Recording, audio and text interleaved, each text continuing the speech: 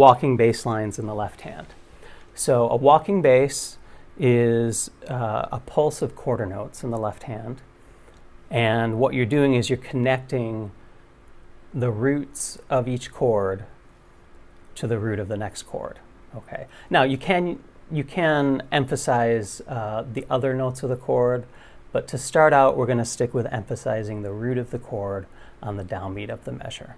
Okay. So when we see an F7, we're going to be shooting right now for having an F on beat 1 in that measure. So in the F blues, we have F in measure 1 and B flat in measure 2. Okay. So we want to have F on beat 1, B flat on beat 1 of the next measure, and we want to walk quarter notes to connect the two. Okay, and we're going to use the scales that we used when we were improvising. So for F7, those are the notes we're going to use. Okay. Now, this movement from F to B flat, we can count 1, 2, 3, 4, is up 4. Okay, so we can't just walk up with the notes of the scale because we're going to get there early. We're going to go 1, 2, 3, 4, but we can't get to the B flat until beat 1 of the next measure. So there are a lot of different patterns that you can use to connect these. A simple one is to go 1, 2, 3, 5, and then to the root. Okay, with the chords. Okay, so in the song, whenever we go from F to B flat, we can play that pattern or one of the other patterns I'm going to teach you next. If you look ahead into the second phrase at the very end, you see where that D comes in measure 8. So D, that also goes up a fourth to G, which goes up a fourth to C, which also then goes up a fourth to F. So this pattern, 1, 2, 3, 5, will work through this sequence of chords starting on the G. 1, 2, 3, 5 to G, 1, 2, 3, 5, 1, 2, 3, 5. Okay. I can do that with the chord, with voicing.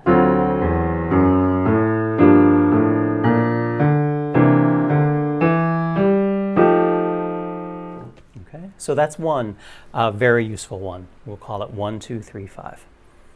Another one we could do, we'll go insert a chromatic passing note. So if you think we go 1, 2, 3, and then we get there too early, let's instead go 1, 2, flat 3, or sharp 2, 3, 1. So you go 1, 2, and then you walk up chromatically.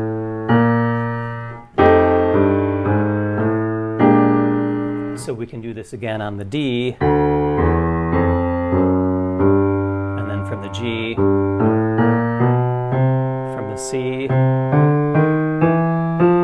All right, so with the voicings.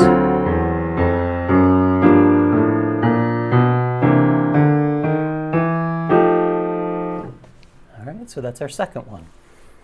All of these, you notice, they're going up each time, right? So we would get in trouble if we were here and we were starting the D7 and we always had to go up.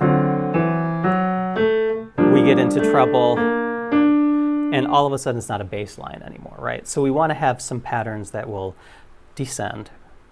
And the easiest one, if we're on F and we want to go to B flat, you know how we walked 1, 2, 3, 4?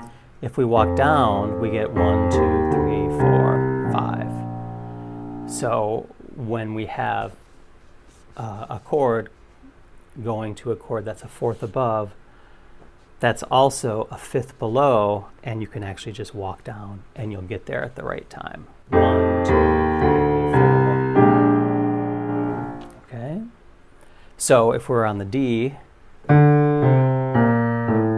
that takes us to G, and then 1, 2, 3, 4, 1 to C, 1, 2, 3, 4, 5, to chain it all together.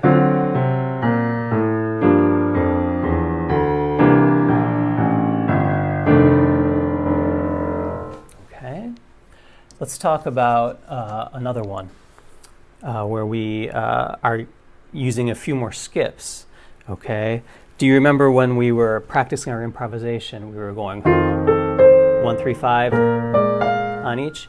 We're going to start this with 1, 3, 5, and then we're going to go down chromatically like that. It's a really nice one.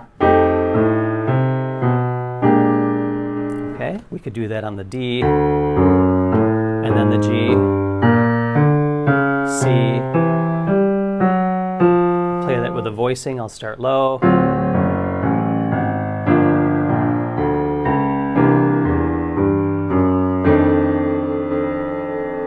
Okay.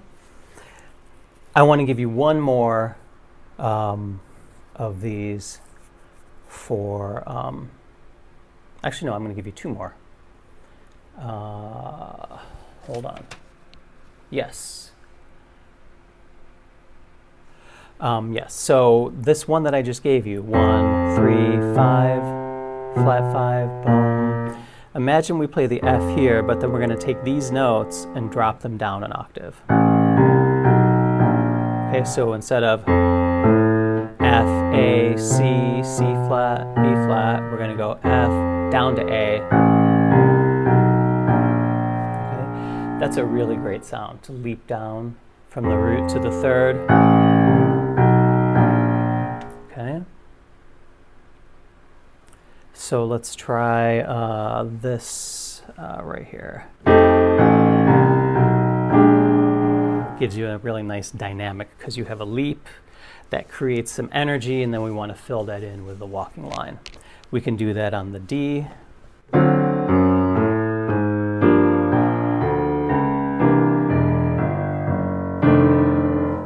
Okay. Now, the last one I want to give you is one that can go either up or down, okay? Because we're going to start with an octave.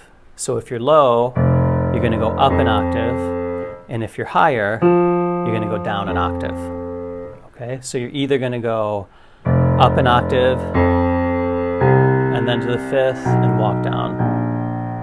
Or you're going to go down an octave, again to the fifth, and walk down. So this one can go either way, and this you can adjust it then. If you're low, you'll go up the octave. If you're up high, you can go down the octave.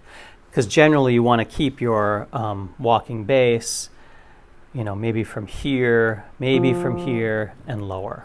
Okay. If your voicings are in this range, it's really good to have a little space between your voicing and the bass note. That just sounds better than that. That doesn't even sound like a bass note anymore. Okay. So that one that I just played, we just talked about, octave, 5, flat 5. Okay, or it could go. So let's do this on the D to G to C to F cycle. You can go down.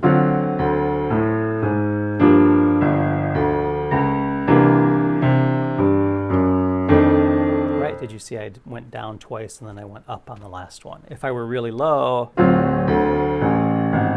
could go up again. And if I want to stay low, I could go down. Okay. All right, so these little patterns we played cover a lot of the song. These take care of when we're going up a fourth or down a fifth. And that is movement from F to B flat, from D to G to C to F, okay? But when we go from B flat to F, 1, 2, 3, 4, that's actually going up 5 and down 4. It's the opposite, right? Which makes sense if we go 1, 2, 3. If we go up 4 from F to B flat, it's down 4 from B flat to F. Or if it's down 5 to B flat, it's going to be up 5 to F. Okay. So the simplest one, when your root is going up a fifth, you can just walk up from B flat to F. Okay. So, right. So we could chain these together. If we're on the F, we can do 2, to the B flat, and then we just walk. Okay? Another one that you can do, if you're on B flat, you can walk down and have the passing note at the bottom. Walk down, chromatic note. So that works really nice if you want to do this. You can practice this to get used to this.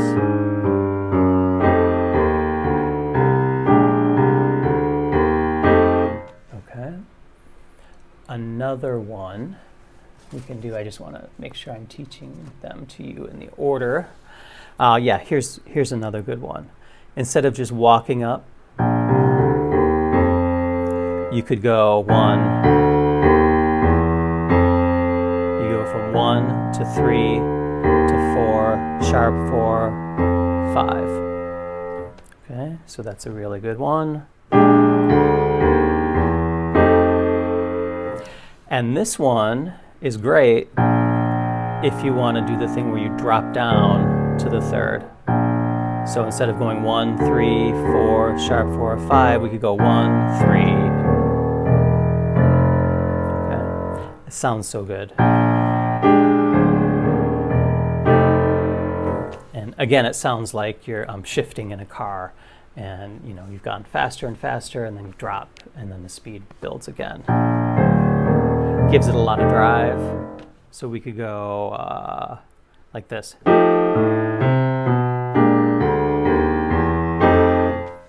Okay. If you look at measures 3 to 4, you see the F7 repeats itself for 2 measures, right? So the first measure that we have to do something to just mark time. The easiest thing to do, if you're on the F, you could go, and then in measure 4, or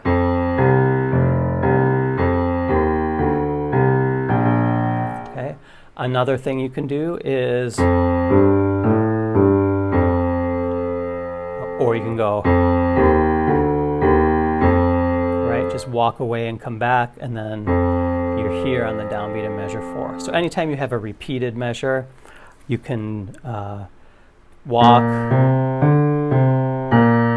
and then continue on with the pattern you would do to connect you to the next chord. All right. So the last thing we need to look at is the last 2 measures, where we have the turnaround, where we go F, D, G, C, F. Because there's only 2 beats for each of these chords. Okay. This is a little easier, even though the chords are coming faster, because essentially what we're going to do is we're going to play our F, and then we're going to play a half-step note that leads to the next. Okay, and you can play a half-step above or below, whatever seems to work best in the given context. Here, I like to go F, and then E flat down to D, because it's walking. And then if we're going to go up to G, I think it sounds better to leap up. And then here, I like to go to the E, F. So this is what I tend to play here, but you could change the notes a little bit. Here I'm doing approaching the D from the above, G from above, C from above, and E from below. But any of those could be either below or above. Okay, you could go.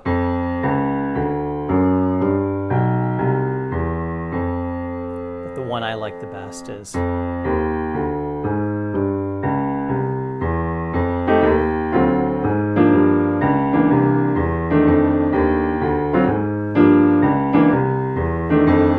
Okay, that's something you can just loop and practice that to get good at it. So let's take everything we know so far and let's construct a left hand bass line. All right, so if we have measure 1, let's do 1, 2, 3, 5 to B flat. Now let's walk up to F. Now let's do this and walk down. I'm going to do this thing, walking down to F,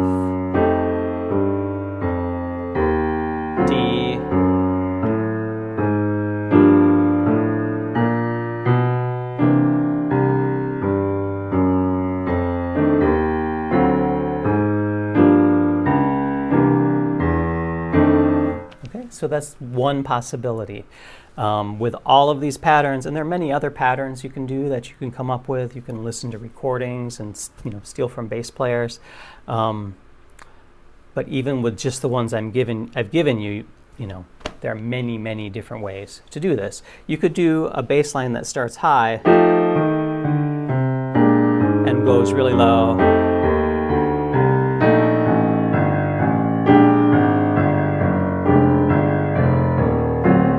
Until we run out of room, right? Okay, so then you have to change direction. Or you could start really low and go up high, or you could weave it around in different ways depending on how the music feels.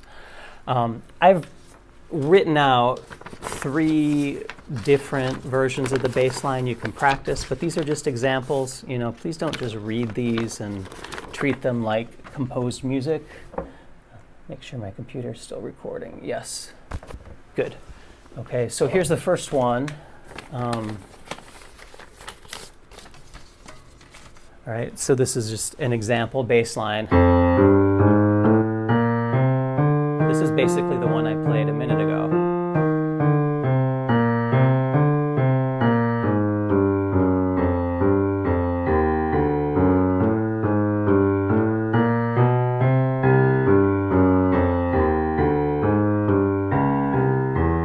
Add in the chords. Doesn't have to be this fast.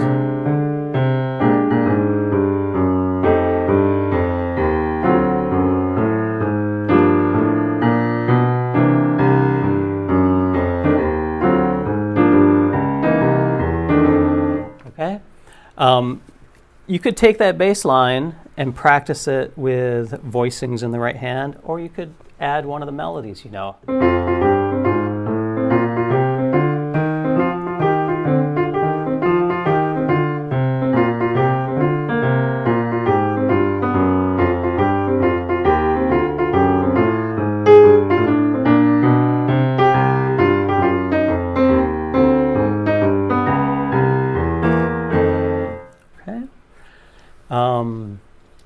And you could also improvise, keeping the left hand going.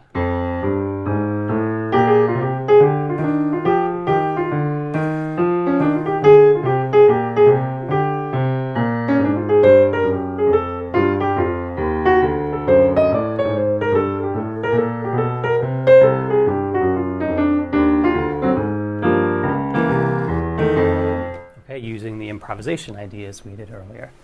Look at the second example. Here's one that has those leaps down a third. And this one, I think I stole some of this from a Jimmy Smith recording. I don't remember what the recording was, but this was a bass line he played that got stuck in my head. So this one does the thing, we go down to the third.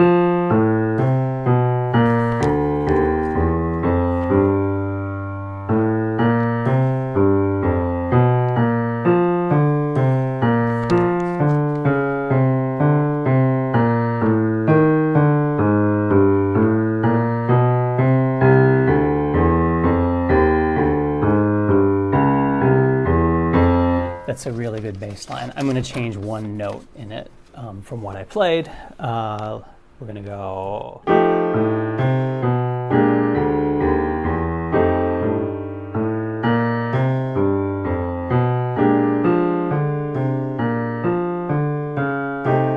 This one adds in the A minor.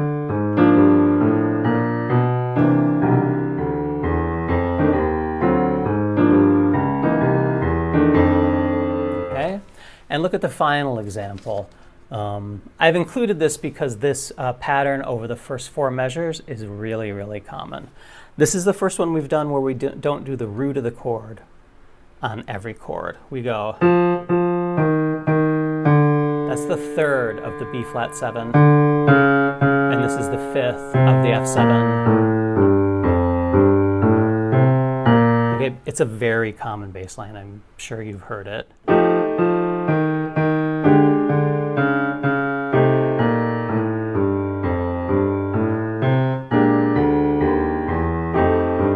Sorry.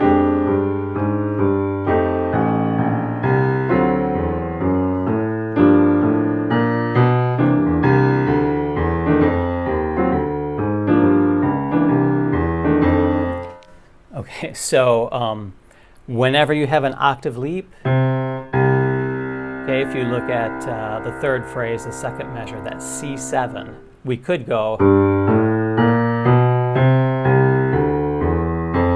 but you can add in a triplet there, arpeggiation of the chord. The technical name for that is ba-ba-da-bum.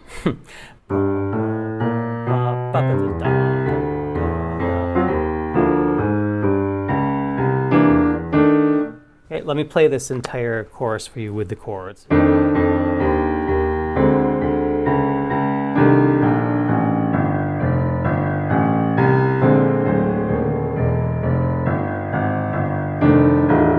Two lower.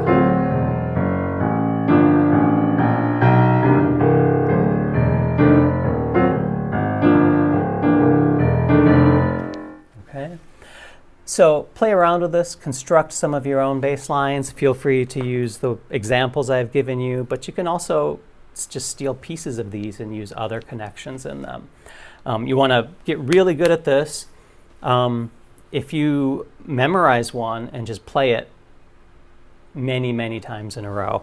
One thing I do when I'm trying to drill something permanently into my hand is I'll watch videos or something while my left hand is walking the bass line, because this has to become entirely automatic if you want it to keep going while you're either comping or improvising in the right hand.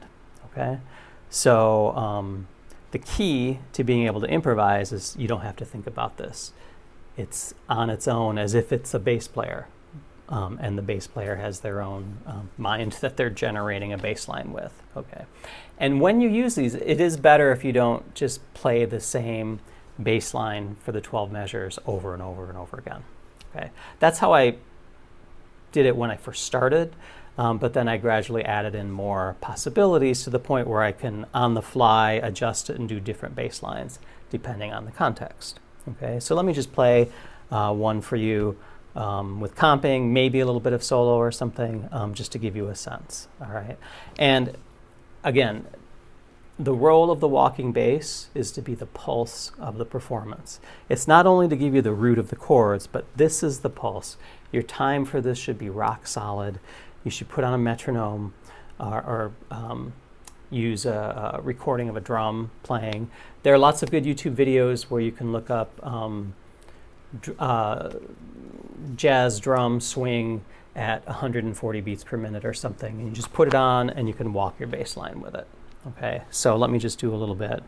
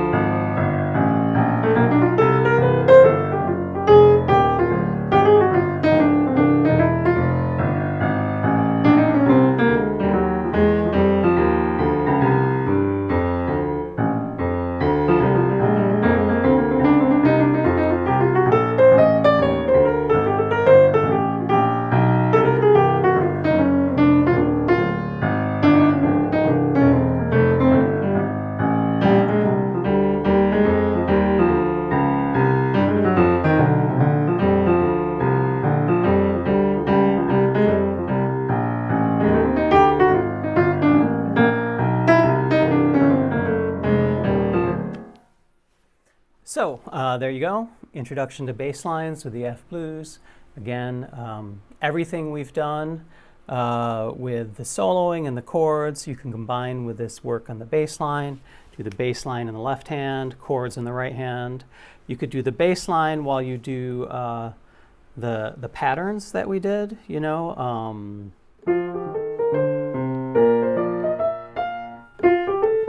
All those little things while you're walking a bass line in the left hand. Practice improvising. Put on recordings of F blues and just walk bass lines with it. And practice with a metronome and do it in other keys. Okay. So we're gradually building up even further what we can do with the blues, with the F blues. And again, you know, especially take this to the key of B flat, the key of C, the key of E flat, and probably the key of G. I mean, if you could do it in all 12 keys, that would be great, but, you know, 2 or 3 sharps or flats are generally keys you want to know. And then in the next lesson, we're going to go back to talking about improvising over this a little bit. I think that will be our last lesson on the F blues, and then we'll go on to some other, another tune. I'm thinking, what is this thing called? Love.